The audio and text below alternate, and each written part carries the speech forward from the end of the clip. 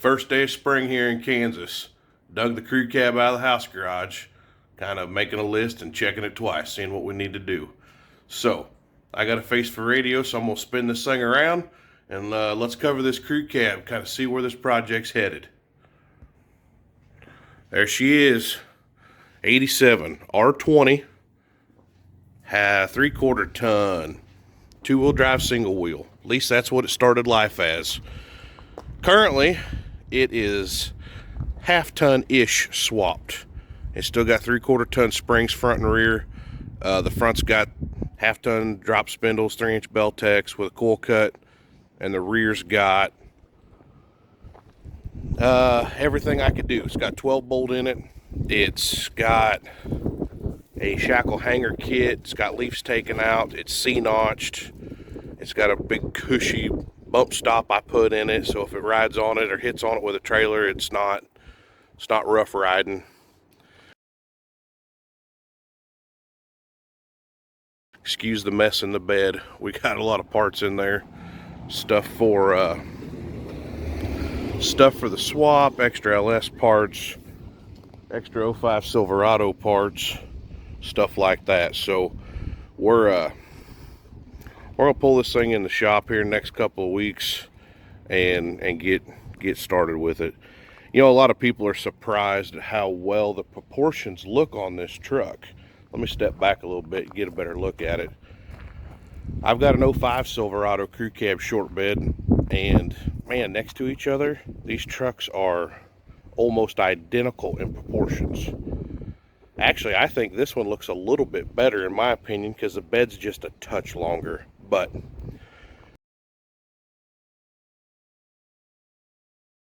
anyways, see the big tire I got on the back of this truck? It's got 411 gear in it. I like to run a big tall tire on a pickup. I think trucks look dorky with car tires on them. That's just my opinion. So, started life as a 6.2 diesel.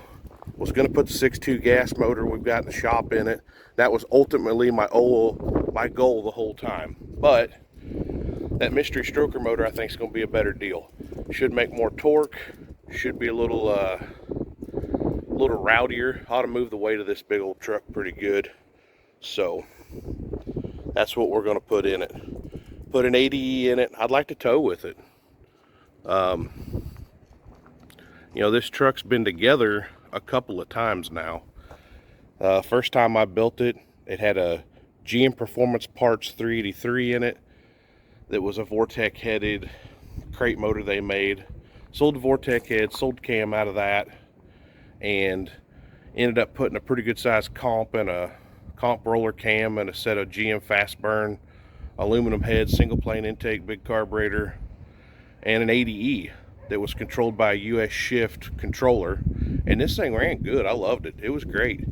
But a guy was building a 72 Malibu and wanted a GM 383 with serpentine and the whole bit turnkey ready to go. So I brought the truck home, yanked the motor, and delivered it the next day. So then it sat for a couple of years, and I had a 5.3 in the shop on the stand and an 80E, and we put it together, and I 5.3 swapped it, which at the time wasn't ideal, but it's what I had. So drove it around like that. Really didn't love it. The 5.3 just does not make enough grunt even with a 411 gear in it. So I ended up selling that motor, not intentionally, but a friend of mine was talking to another friend of mine, and he said, hey, I want to LS swap my little 77 C10. And he said, well, go talk to Todd. He's got that 5.3 in his crew cab. He might sell it. So I did sell it and installed it, and added vintage air, Dakota digital gauges. We redid the interior, and then a year later we QA1 swapped the whole truck, coilovers and everything all the way around. It's a pretty neat truck. I'll put some pictures of it up on the video. But I like this truck. I really built this truck because at the time I wanted a 03 and up cat eye crew cab short bed 2-wheel drive, and you couldn't touch them for the price. And only recently have I really obtained one of those too, because they're still pretty high. But I've got what we call the dad cab. I got an 05 Silverado with a fairly decent little 5.3 in it. We'll cover it too, but I built this truck because I couldn't afford the other one. So and I'm glad I did, because I love this truck and it gets a lot of looks. A lot of people, I guess, assume GM did build a crew cab short bed, or I get a lot of comments and my buddies who see this will laugh, but everybody tells me it's a railroad truck, even though I cut it down and I did the work to it. People like to tell me what I got. So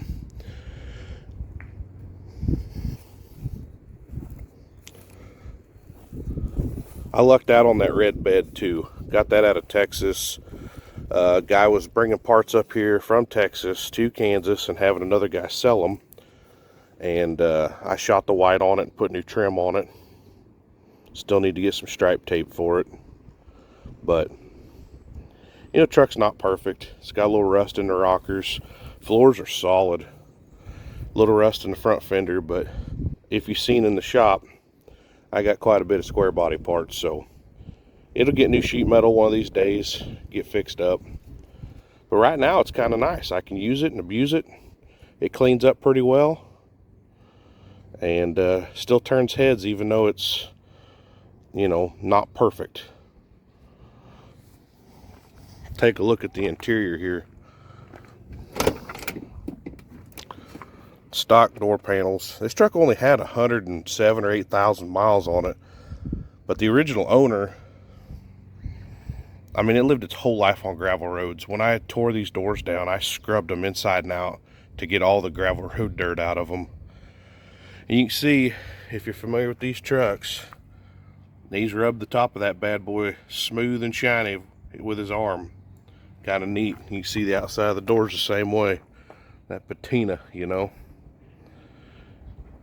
So, truck still kind of tells that story.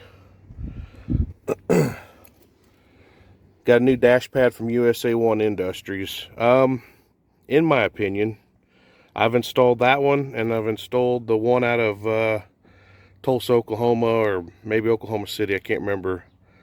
The USA1 one I wasn't happy with. The quality's decent, don't get me wrong. Customer service was terrible. I actually had to send this dash pad back because when I got it, there was quite a bit of blemishes in the dye job, and the packaging was terrible, and the guy was not real willing to accommodate. He wanted to send me paint and have me scuff and repaint it, and I said, well, if I bought a new car, I'm not gonna get home and have to reshoot the fender. I'm taking it back, you know. So we come to an agreement, and he got it fixed, but I will never go through that process again. I'll order the other one out of Oklahoma. And honestly, they seem to fit better, and the texture seems to be more correct on the other ones. But that's an old gauge cluster I cleaned up. It's got a new piece of that brushed aluminum on it. Those are Dakota Digital gauges. Man, they're nice. No battery in this thing, so I can't show you them lit up, but man, they're beautiful. Really neat.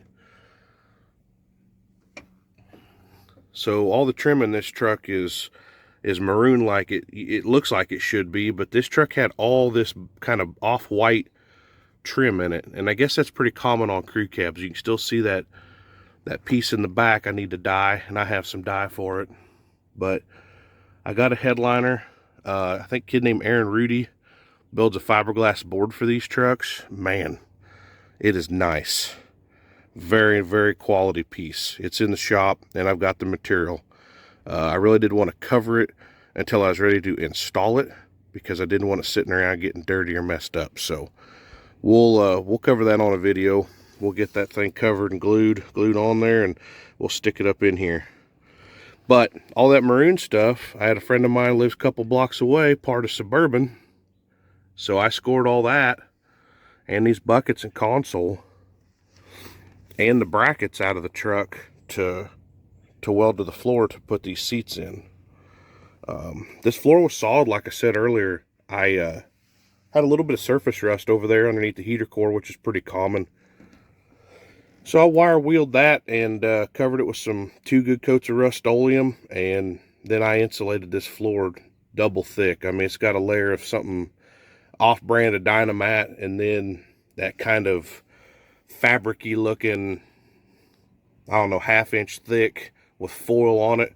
I put that down too, and then the carpet had a little bit of insulation on it, so it's nice and quiet inside, except for a little wind noise. But if you've owned a square body, if you've got old window rubbers and wing window rubbers, that's pretty common. I'll get those rebuilt and that'll go away. But I love this. I love these buckets. A lot of people don't, but man, having that console and cup holder in a square body is handier than a pocket on a shirt. I mean, you have nowhere to hold a drink. And man, that cooler fit at least a 6-pack and a half of your favorite, you know, beverage. So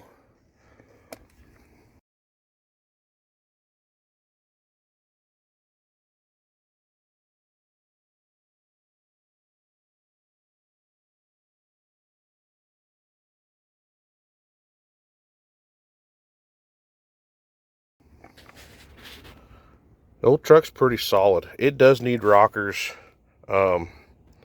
but not immediately. So we're probably not going to do that for a little while. Back seat's the original. I mean, doesn't look like it was hardly ever sat in. But I need to retint the windows. There's quite a bit of little things like that we're going to do. And maybe do something with that radio. Kind of want to send it off and have a guy update it all to the digital stuff and maybe put an aux cord in it. The young guy in me would have just cut the dash, but I have a hard time doing that these days. And with technology, why not upgrade and have that stock looking head unit with all the modern, you know, modern amenities inside of it. So I know there's a couple different companies to do that. If anybody knows of one they've had good experience with, maybe comment that and let me know. So this is it. I miss driving it. I really do. I bought that 05 crew cab in the meantime, and I'll probably keep it, but who knows? Maybe I'll sell it. But I miss driving this truck. It got a lot of looks for what it was. So all the sheet metal on the cabs, the original, except for that passenger front door. This truck, if you can see on this door, it had those big old tow mirrors on it. And surprisingly, this door wasn't broke, but a little rust in that fender. But the passenger door was broke bad. So I went to a salvage yard here in town and scored this door off of a Suburban. So the paint doesn't match. It's, you know, but man, for the money to solve the problem and get it close, that worked good for me. So I need to order some stripe tape. That's a big job. Trying to take off 20-year-old stripe tape off that old paint's going to be a nightmare. So I'm not really looking forward to doing that. But I think in the meantime, it'd look good with some fresh stripe tape. And that door's not lined up because it was off a different vehicle. So, but anyways, there's the crew cab. So we're going to cover it in these upcoming videos. We got a 4L80E to build for it. We'll cover that headliner, and I'll take some video of it, and I'll include some pictures in this video of cutting it down and the other stuff I did to it. The interior, the insulation, all that stuff. So stay tuned, guys. Appreciate you watching. Thank you. Have a good day.